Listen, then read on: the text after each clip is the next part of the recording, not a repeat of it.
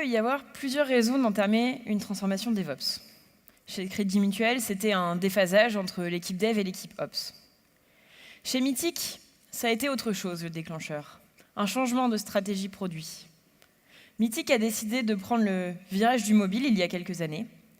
Et Joris a participé à ce pilotage. Il va maintenant nous raconter cette histoire. Merci d'accueillir Joris Calabrese.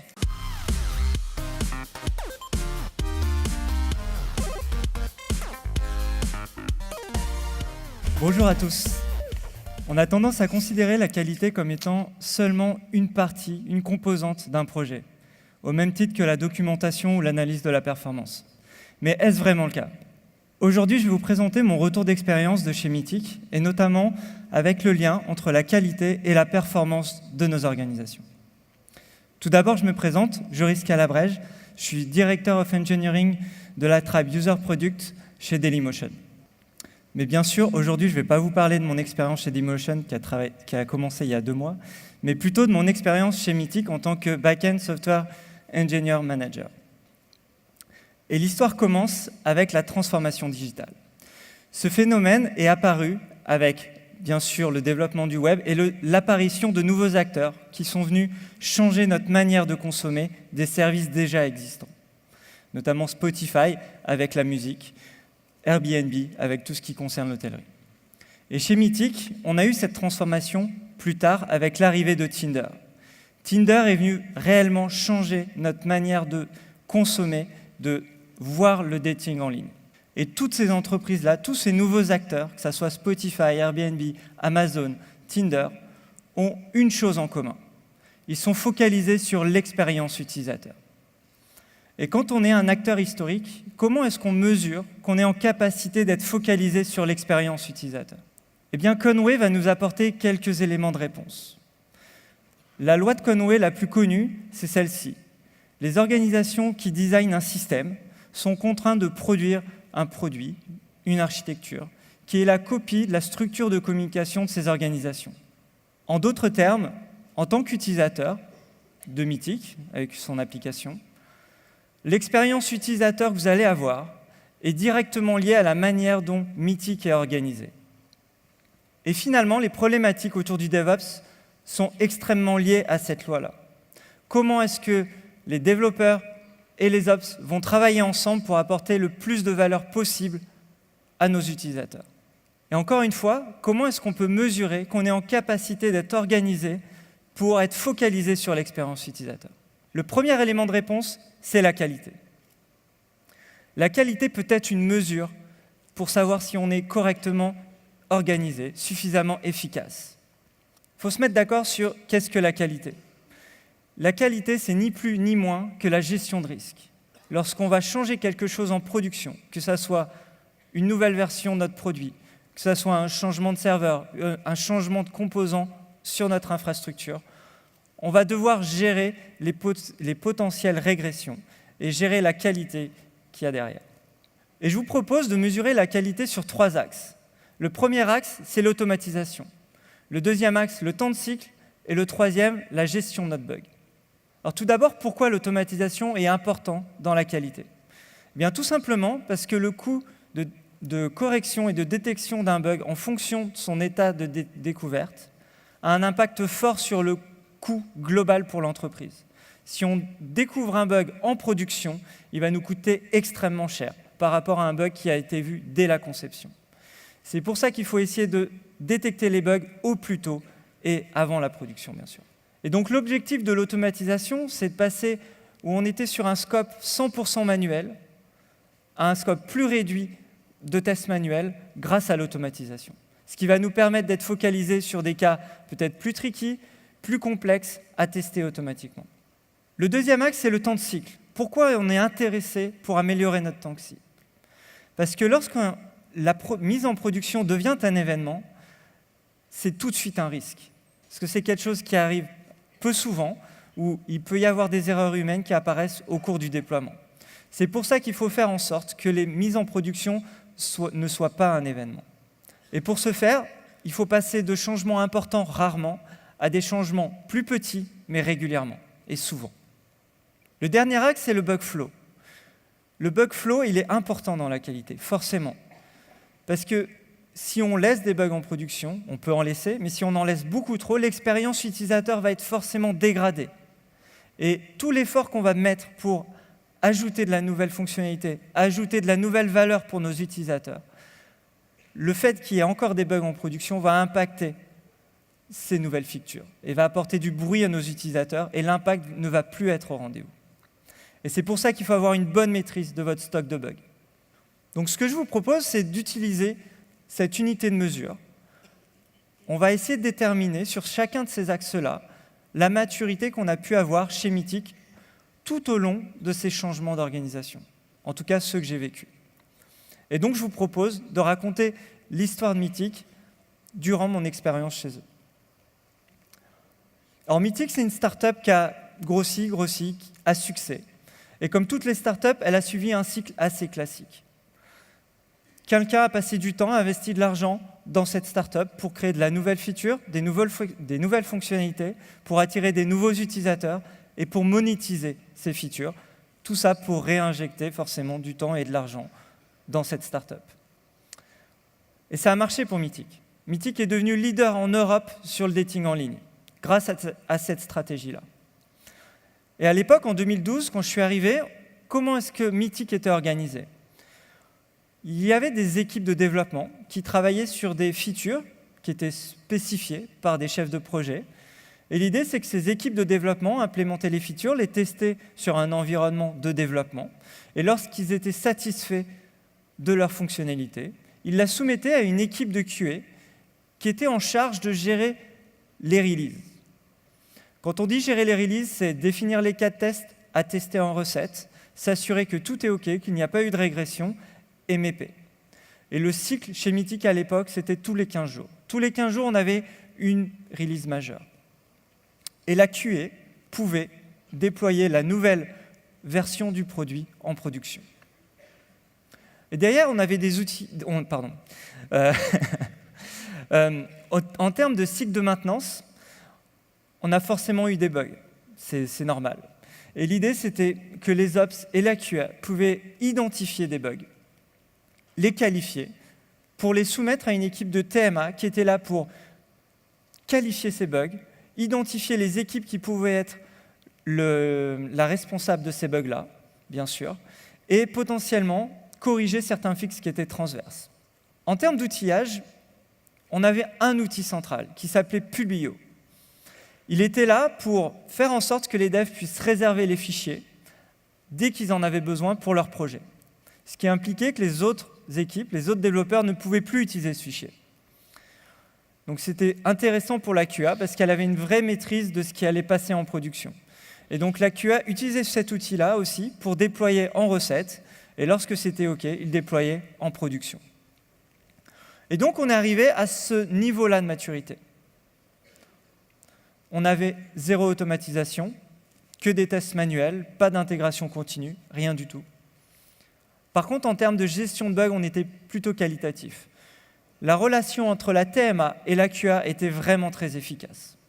Et en termes de temps de déploiement, on avait un cycle qui était assez intéressant. Une fois tous les 15 jours, et pour les bugs, on déployait 2 fois par semaine environ. Oui, mais voilà, Mythic a grossi. Et dans les années 2000, autant vous dire que la clean architecture, ce n'était pas forcément la préoccupation de l'époque. Et du coup, la stack technique a grossi, avec sa dette en même temps. La complexité du produit aussi a extrêmement grossi. Et on s'est retrouvé dans une situation où on avait du mal à gérer toute cette complexité fonctionnelle tout en ayant une grosse dette technique. Et donc, on a régressé en termes de maturité sur la qualité. On est arrivé à un moment où, sur l'axe du bug flow, on n'arrivait plus à gérer, parce qu'on avait fait grossir les équipes techniques, mais pas la TMA et la QA. Donc le ratio était déséquilibré entre le nombre de développeurs et les personnes qui pouvaient gérer le flux de bugs. On a eu aussi un autre impact sur notre temps de cycle. La complexité du produit impliquait que les temps de test de 15 jours ne suffisaient plus pour pouvoir garantir la qualité de notre release. Et du coup, on a eu des décalages dans nos releases. Et dans ce contexte-là, comment est-ce que Mythic peut rester leader dans le dating ? Eh bien, en 2014, Mythic a décidé de pivoter, de passer sur une stratégie mobile first. Pourquoi? Parce que l'usage du mobile augmente. En 2014, c'est l'année où l'usage du mobile surpasse l'usage du desktop. Donc c'est un vrai vecteur de croissance pour Mythic. Et du coup, pour supporter cette initiative-là, on a fait le choix de refondre l'ensemble de notre back-end pour APIfier notre système, le rendre plus maintenable et plus scalable. Donc d'un point de vue produit, la vision plateforme, c'était celle-ci. En 2014, ici, vous avez des screenshots de nos applications, que ce soit iOS, web app mobile, desktop. L'idée, c'était de faire en sorte d'avoir une expérience qui soit cohérente, de bout en bout, quelle que soit la plateforme, de repenser l'expérience utilisateur. D'un point de vue technique, on a fait le choix de migrer notre monolithe vers une architecture en microservices. Et pour supporter cette initiative, on a créé un nouveau composant qui s'appelle API Exposure Layer, qui était là pour faire en sorte que nos applications front-end puissent avoir des contrats d'interface qui soient stables, gérés par ce composant-là, tout en pouvant migrer notre legacy vers nos microservices sans impacter nos applications front. Et bien sûr, on ne voulait pas retomber dans l'écueil du passé, à savoir quelque chose de non maintenable où on accumulait la dette technique. Donc on voulait avoir du feedback sur notre code. Et c'est pour ça qu'on est arrivé avec beaucoup plus d'industrialisation. Et j'en arrive à la vision organisationnelle pour adresser toutes ces problématiques.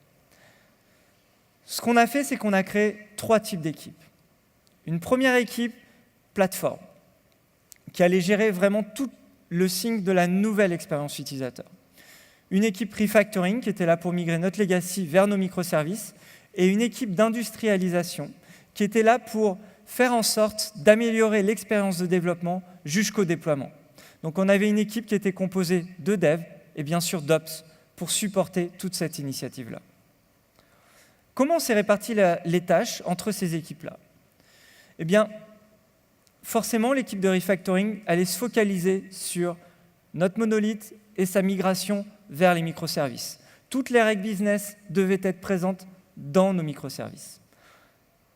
Les équipes plateforme allaient travailler sur, bien sûr, l'expérience utilisateur, côté front, mais aussi sur la création du composant API Exposure Layer, qui était là pour faire un gateway entre notre legacy et nos microservices. Et donc, comment on était organisé à ce moment-là?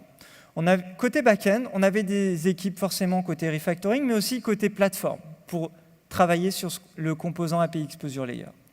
Et donc, ces équipes-là, à ce moment-là, elles avaient en charge d'implémenter les nouvelles features, de créer des branches par changement, de rajouter des tests unitaires et de la code review et des tests en recette. Tout ça grâce à l'équipe d'industrialisation qui leur a fourni les outils pour le faire.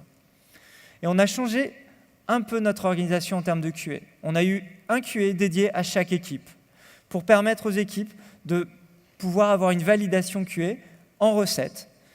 Et lorsque c'était OK, on passait ça aux équipes d'Ops qui étaient en charge de déployer l'application et de faire le monitoring technique. D'un point de vue de maintenance, pareil, on avait des bugs, je vous rassure. Et l'idée, c'était que les Ops et la QA, une nouvelle fois, identifiaient et qualifiaient les bugs. Et cette fois-ci, on s'est passé d'une équipe de TMA pour faire en sorte de responsabiliser les équipes sur la gestion de leurs bugs. D'un point de vue outillage, l'expérience de développement a totalement changé. Les équipes de développement avaient leur environnement local de développement, un outil qui s'appelle GitLab pour gérer leurs sources, la code review, et bien sûr Jenkins pour nous aider à avoir du feedback sur notre code, que ça soit sur du PHP, du JS ou du Java. Lorsque tout le monde était satisfait, on passait à la QA qui allait tester en recette.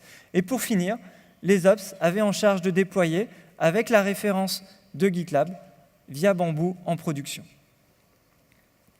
Et donc, on a level up en termes de qualité. En termes de maturité, on a été meilleur, notamment sur l'automatisation. Pourquoi? Parce qu'on avait une bonne couverture de tests.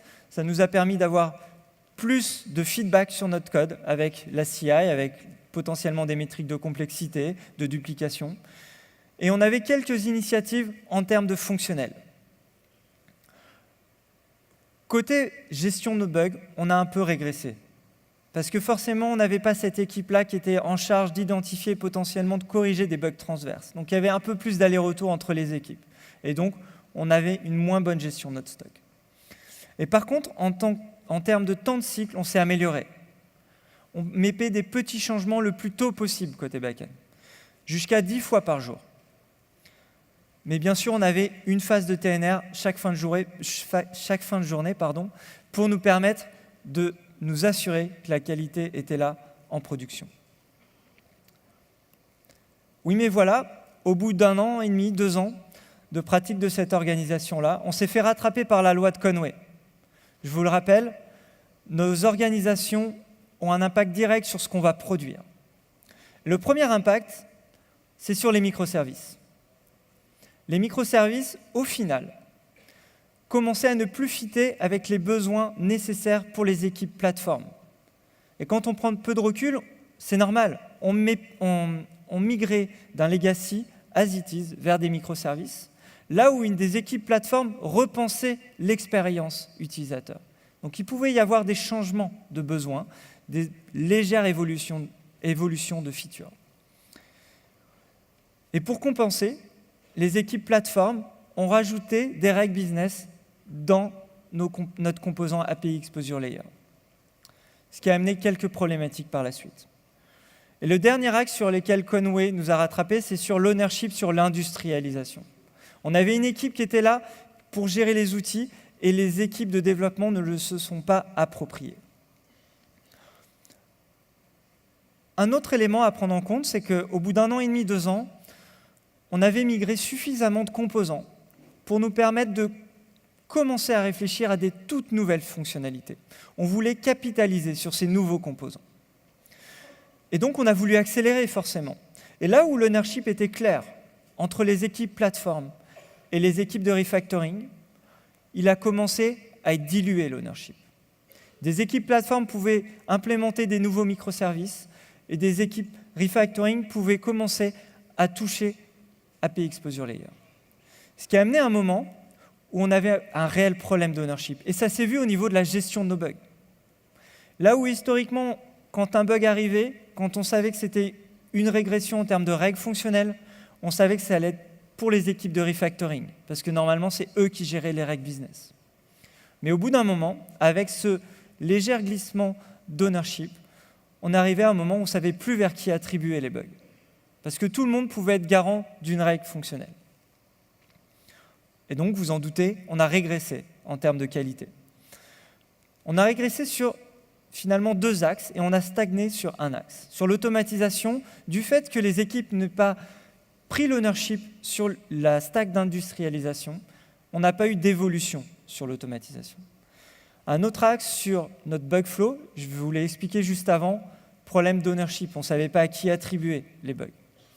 Et le dernier axe, c'est forcément ce décalage de besoins fonctionnels entre les features existantes du legacy vers le microservice et nos équipes plateformes qui repensaient l'expérience utilisateur. On a eu forcément des délais un peu plus longs pour apporter de la valeur à nos utilisateurs. Et donc, à ce moment-là, on s'est posé cette question. Et on s'est dit, mais est-ce que notre organisation est adaptée à notre architecture? Et forcément, on s'est dit, mais non, on n'est plus organisé pour pouvoir atteindre nos objectifs. Et quand on prend un peu de recul sur la stack back-end, on se rend compte qu'avec ce glissement d'ownership, on demandait à chaque développeur de chaque équipe de développement back-end d'avoir un ownership sur 70 composants techniques, 150 routes avec autant de règles fonctionnelles associées. Ce qui est juste impossible pour une personne. Et donc, en 2017, j'ai fait le choix de splitter le scope technique par domaine fonctionnel pour faire en sorte que les équipes de développement back-end puissent avoir un ownership fort sur leur stack technique avec une vraie compréhension des règles fonctionnelles, du besoin produit. Et tout ça pour améliorer la maintenabilité et la vélocité de ces équipes-là. Et donc, on s'est organisé de cette manière-là. Les équipes back-end étaient focalisées sur leur domaine fonctionnel. Il n'y avait plus de back-end dans les équipes plateformes. Et les équipes plateformes s'adressaient aux équipes back-end qui correspondaient au domaine fonctionnel nécessaire pour leurs nouvelles features. on a fait un autre changement. C'est l'industrialisation, l'équipe qui était chargée de ça. On a changé par un rituel commun avec les devs et les ops. L'idée de ce rituel-là, c'était de faire en sorte d'avoir un moment clé toutes les semaines où on pouvait échanger sous nos contraintes, sur nos nouveaux besoins, pour faire en sorte de développer un climat de confiance entre les devs et les ops. Et on partageait ensemble un board commun pour savoir sur quoi on travaillait, qu'est-ce qui allait arriver et qu'est-ce qu'on avait réussi à atteindre ensemble. Et donc, d'un point de vue organisationnel, on est arrivé à un moment où les équipes back-end pouvaient être quasiment totalement autonomes sur leur stack et sur leur déploiement. Ils avaient en charge, ils étaient responsables de l'implémentation de leurs features, du test, que ça soit automatisé ou manuel, avec les tests unitaires, les tests fonctionnels automatisés, la code review, bien sûr, et ils étaient en charge du déploiement et du monitoring aussi. Mais bien sûr, autonomie ne veut pas dire autarcie. L'idée, c'était qu'ils puissent s'appuyer sur des équipes d'ops ou de QA lorsqu'il y avait des problématiques qu'ils n'arrivaient pas à résoudre, lorsqu'ils pensaient que c'était beaucoup trop risqué, ils pouvaient faire appel aux ops et à la QA pour les aider. Et d'un point de vue expérience de développement, on n'a pas changé grand-chose. On est arrivé à un moment où on a dockerisé beaucoup de choses. Et ce qu'on a changé, c'est ce qu'on allait tester de bout en bout. On a généré des artefacts grâce à Artifactory. Et c'est quelque chose que les développeurs testaient sur leur environnement. Et on le testait aussi sur notre environnement de recettes, qui est passé sur Kubernetes. Et l'idée, c'est qu'on déployait ce même artefact en production grâce à Bamboo. Et tout ça au niveau des équipes de développement et grâce à l'aide des ops et de la QA. Et donc, on a eu un vrai changement en termes de maturité, notamment sur l'automatisation. On a eu un vrai level up. On a maintenu notre code coverage en termes de tests unitaires. On a énormément augmenté notre référentiel de tests fonctionnels automatisés. Et on a une vraie expérience de développement qui est vraiment pertinente pour nos équipes. En termes de bug flow, on a encore de l'amélioration à avoir. Mais les équipes sont maintenant responsables de leurs bugs. Et en termes de temps de cycle, on a vraiment optimisé notre manière de travailler. Ce qui fait que maintenant, ce n'est plus un sujet. Les équipes mettent quand elles veulent et elles sont autonomes sur le sujet.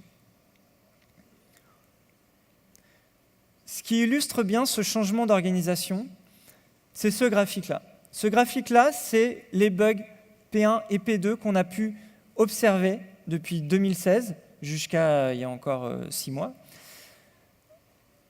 qui sont détectés en production. Et à ce moment-là, on a changé notre organisation, milieu 2017. Et on a vu un vrai changement dans notre gestion des bugs et dans notre capacité à améliorer la qualité de ce qu'on allait livrer. On avait beaucoup moins de bugs critiques en production.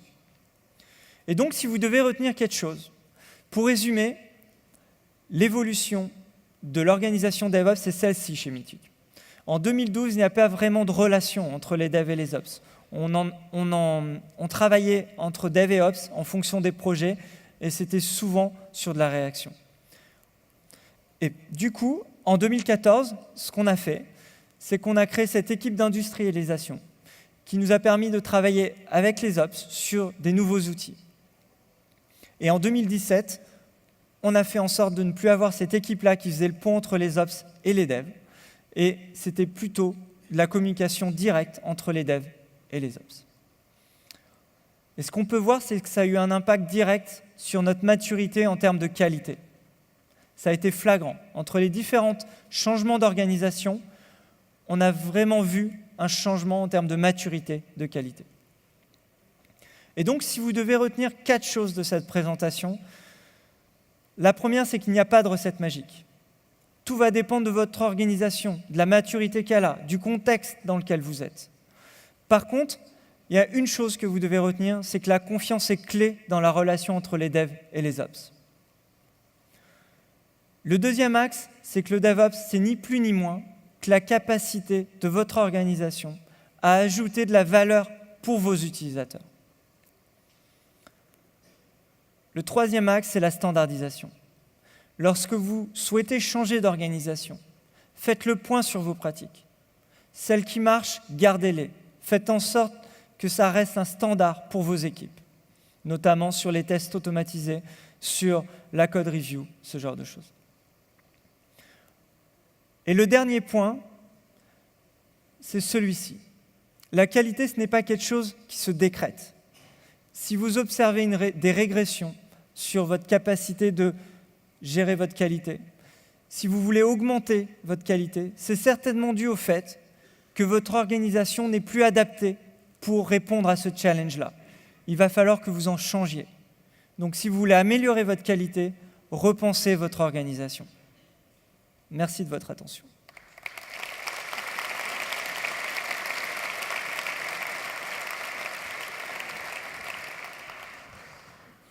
Bonjour. Bon, on a plein de questions, donc merci pour cet engagement.